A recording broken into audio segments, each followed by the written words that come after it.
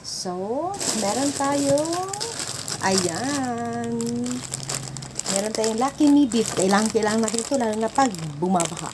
Kasi guys, pinasok kasi kami ng baha sa QC. Ayan siya. Kaya ang aming office ay nagmagandang loob po sa aming mga agent. Ito, may dalawang pack. Malaking tulong po, madam, sa management ng St. Peter. Thank you so much po. Alisin natin kasi iba rin na nagbigay sa atin ng mga vitamins. Ayan po, guys. Mga friendship laman. Ayan. Ito ay Macchiato Cafe. Thank you so much. May 4 seasons tayo. Para daw pa sa ating immune system kasi nga rich in vitamin C. Okay. O, meron din tayong vitamin D3. Sa lahat po na nag-sponsor. Thank you so much, guys. Ayan. Paus pa ako, guys, kasi may mga, ano tayo sa mga client. Ayan siya. Tapos, binuksan ko na to. May Redisco crackers. Nakakatuwa lang. And then, meron tayong waffle. Ayan. So, kung makikita nyo guys, ang daming nagbigay. Actually, may mga pabigas-bigas pa. Ayan siya. May mga pabigas-bigas. Tapos, this one. Ayan. Ang ating mga jelly snacks. Ito po. Shoutout po sa inyong lahat po na nagbigay sa atin ng mga paayuda. Eto. Yan. Kasi pinasok kami ng tubig baha. Ayan siya guys. Inalo ko na, kumbaga, ano siya, tawag na ito. Random na to guys. Sa lahat ng tumulong po sa amin na nagbigay. Ayan po. Tapos ito, may mga pa-noodles. Kaya nakakatuwa lang, yung may makaalala sa'yo. Shoutout po sa ating opisina. Tapos ito guys, may mga assorted vitamin C per box. Nag-share din tayo sa mga kasama natin kasi may 3 boxes ako. Ito po, ascorbic vitamin C. Ganyan po itsura niya. Ganito siya. Yan siya. Oh, malaking tulong na rin ito. Since may natangkap tayong 3, nag-share din tayo sa mga kasama natin. Kahit hindi lahat na share ko, at least po, ayan. Grabe, paus ko, no? Tapos, meron mga something. Ayan siya, guys. Tapos, the rest, mga candies na to. Mga candies. Kasi daw kailangan daw sa mga paos. Ayan, mga candies assorted. Sige, kain ako isa. Ayan. Ayan ang natanggap kong mga ayuda, guys. Ang dito, teka ha, kasi paos-paos si ating. Teka lang. Hindi ko pa naayos yung mga... Teka. Tayo tayo mapaos. Ito mga vitamins, guys. Ascorbic siya. Kasi ang tinitake ko is ascorbate. Kasi di ba dati may acid reflux ako. May fear na kasi ako baka bumalik ba. Pero so far, alternate ako. Ascorbic, ascorbate. Ito. Maganda naman siya. Kaya lang medyo maasim to. Maasim siya.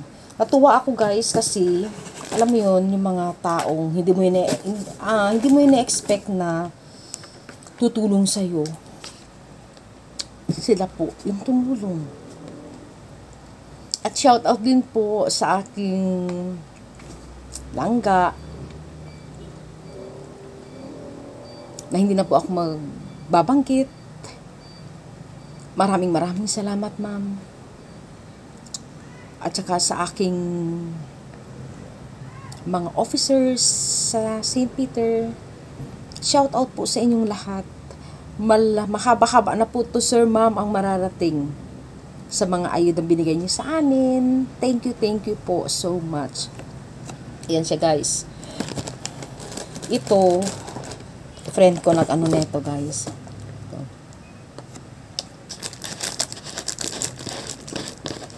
Bango neto. Kasi pa. Check.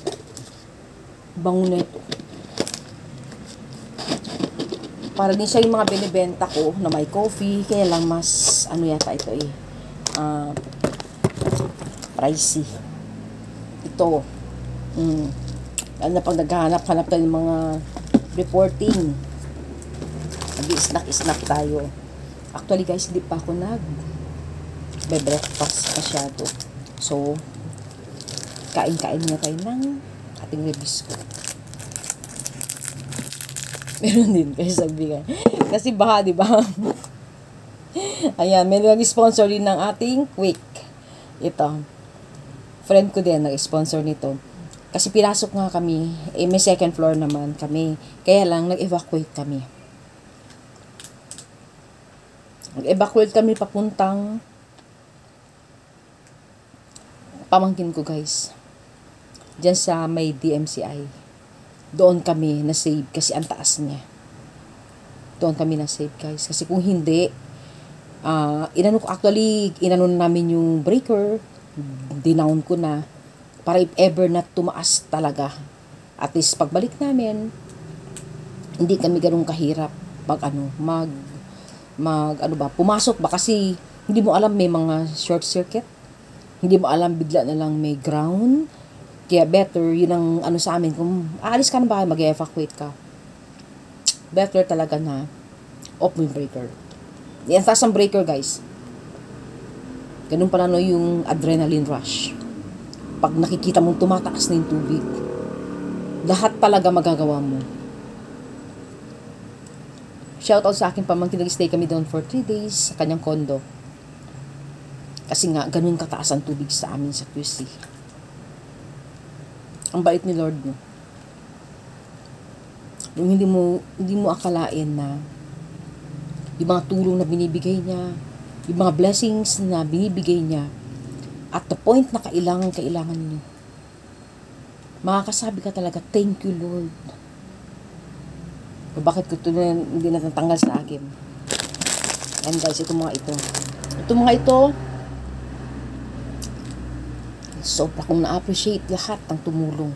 Sobra, guys. Mapamaliit, mapamalaki. May nagbigay ng cash. Ayaw niya na, hindi na tayo magbabanggit kung sino nagbigay ng cash. Yung tulong kasi, yung mga panahon na yun, guys, ito lang masasabi ko. Yung mga panahon na hindi ko ine-expect yung tubig na tataas, yung tubig baha that time. Kasagsagan yun na madaling araw. Umuulan na siya ng malakas. Ako parang kampante pa ako. Kasi ako, hindi ito lalakas ng ganun kalakas. Hindi ito babaha. Kasi inayos na. Inayos na yung sa lugar namin. Paggising ko ng 5:30, nag-alarm ako. Nagulat ako. Pagkita ko sa bintana sa second floor, guys. Hanggang tuhod na ang laki ng baka sa labas namin. Pagbaba ko sa baba, nakita ko umaakyat ng tubig, puno na ang dirty kitchen hanggang knee level na. Mababa yun sa dirty kitchen namin eh. Tapos sa CR, nag-start na siya, nagpa-flood na. Tumakbo na sa sa may living room.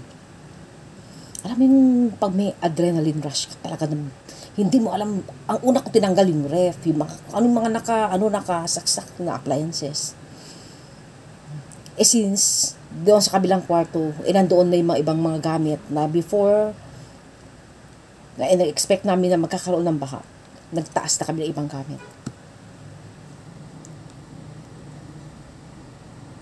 Tapos makikita mo ganun na bigla. Sinave ko agad ang mga alaga kong aso, guys. Yung pusa ng sis ko, nisave ko din. Hindi ko alam paano ko nagawa lahat yun. Inakyat ko sa kabilang kwarto yung mga aso, nilagay ko na sila sa mga cage nila, if ever lang talaga. Tumaas pa siya ng tumaas. Madadala namin sila. Nakita ko, guys, na nag-steady siya hanggang knee level. Mataas pa yung second floor. Kaming dalawang nag-evacuate na. Alis kami kasi ayaw na tumigil ang ulan. Umaga na. Kasi kung aalis kami ng mga 5 or 6 o'clock, hindi ko kayang lusugin yung ganun kataas. Hanggang pinababa na namin siya muna. Yung bumaba na siya sa labas, sa loob ng bahay, ganun pa rin siya kataas. Presence of mind talaga. Breaker talaga. Hinatak ko na pababa. Takbo na kami ng miss ko. Palabas. Hanggang doon sa may kanto. Doon kami na pwede masakyan. Papunta sa pupuntahan namin. Thank you, Lord, talaga. Iko-compare mo sa mga nasalanta talaga, guys. I feel sorry for them talaga. Kasi kami nga, guys, ganun pa lang. Ni-high ang taas ng baka sa loob. Ganun na yung fear ko. Hindi lang para sa sarili ko, para sa mga alaga ko ring aso. Hindi ko alam kung paano ko sila isi-save. Alam niyo yun? Pero pag presence of mind mo talaga, at sa tulong ng Diyos, nauna ko talaga sila. Tapos ang sinalba ko lang talaga, guys, kami, yung importanteng gamit, isipin mo that time, kababayad ko lang sa aking mga supplier. Kasi ang dami kong mga orders na berries. At mabuti na lang, that time din na nagbayad ako, pinadala ko na iba. Ang inisip ko kasi para wala akong masyadong tambak. Pinadala ko na sa kanila, guys.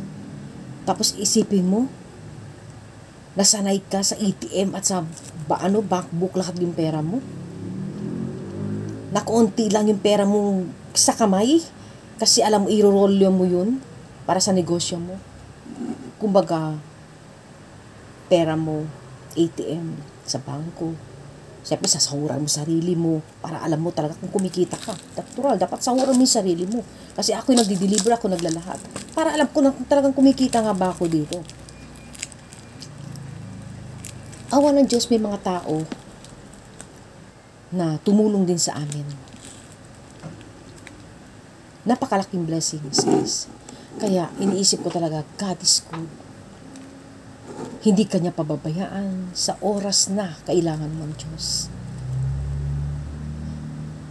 Dati takot na takot ako, anong gagawin, paano na, pag lumaki ang tubig, meron at meron tutulong. Kaya shout out po sa lahat po sa inyo, hindi ko na kayo iisa-isahin. Nakakaano lang ng puso. Sobra. Tapos the following day, ay, deliver na naman ako. Kasi darating daw si Dindo, yung isang bagyo. Awa ng Diyos, walang dumating na bagyo na Dindo. Siguro nalusa o lahat. Anyways, guys, always trust God. Siya lang talaga nakakaano sa akin. Thank you so much po.